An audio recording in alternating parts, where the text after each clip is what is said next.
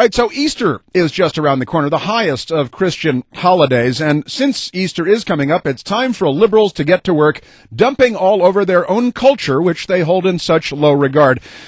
Easter seems simple enough, the crucifixion, the resurrection of Christ, and of course we commemorate it for children with a big stuffed bunny with big white ears and Easter eggs, which we dye and sometimes we fill with candy, and we have things that we have always called Easter egg hunts here in the United States of America. Well, now that liberals have decided to politically correct everything, really only when it's anti-Christian or, anti-American or anti-common sense, then they want to correct everything.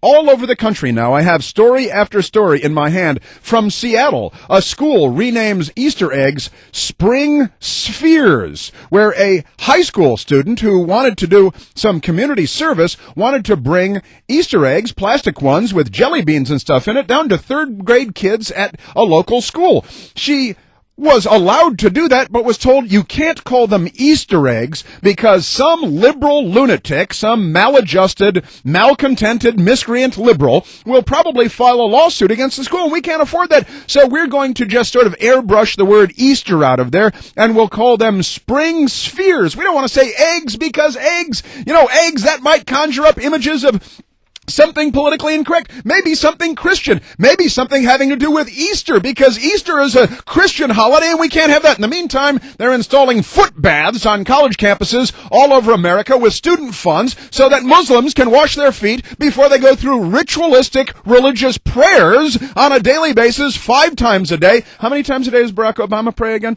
But they're wiping out the word Easter from the public square, just as they go after Christmas and all that other stuff. Here in New York, upstate New York, they have the Children's Spring Egg Hunt. At least they didn't have spheres, but they've got the Spring Egg Hunt. And a town in Ohio, they've just wiped out the word Easter altogether. Now, again, if this were a Jewish celebration, if this were, God forbid, Allah forbid, a Muslim celebration of some kind, where do you think liberals would come down on this? But when it comes to Christianity and political correctness, it's not political correctness, it's bigotry.